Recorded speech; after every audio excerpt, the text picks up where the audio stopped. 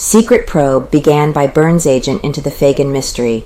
Atlanta, Georgian, Friday, May 16, 1913. Investigator for great detective believed to be in city hunting. Phagan slayer will be on same plane as Pinkerton's state won't aid. Solicitor General Hugh M. Dorsey said Friday that William J. Burns and his assistants would work on the Phagan case under the same conditions as the Pinkertons, namely that while he would welcome any information from them, they would receive none from his office. Mr. Dorsey issued the following statement. Mr. Burns is welcome. We are delighted to have aid in arriving at the truth no matter from what source it comes. However, Mr. Burns would have to get his information firsthand so far as this office is concerned. We accept the statement without question that Mr. Burns's employment is in entire good faith, but our attitude toward him is the same as our attitude toward the Pinkertons, namely that he will be expected to give and not to receive. The work being done by the city detectives is entirely satisfactory.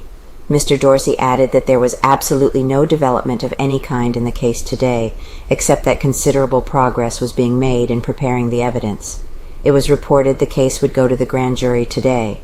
Witnesses in the case were summoned on the form of subpoena used by the grand jury.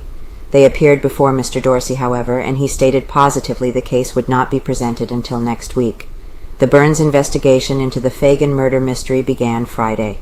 William J. Burns, who personally will conduct the case sometime shortly after his arrival from Europe on June 1st, cabled his orders to the New York office, and one of his best men was dispatched to Atlanta to get as much evidence as possible before the arrival of the great detective chief. He left New York shortly after midnight Wednesday, and should have been in Atlanta Thursday night or Friday morning. He will make every effort to keep his identity and the result of his findings secret until the time for him to report to his chief or to Colonel Thomas B. Felder. The fund to secure the service of the great detective and his assistants from New York, being raised by public subscription, was considerably swelled following the announcement in the Georgian Thursday that an appeal had been made to the public.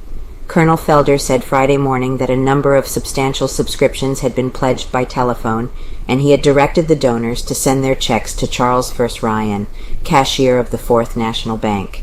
He said he had not learned the exact sum subscribed so far, but that he had no doubt it was several $100s. I know of more than 6 subscriptions that will be made this morning, but I promised the people their names would not be published. The fund will be raised all right, and we are so confident of it one of the Burns men should be on the scene now.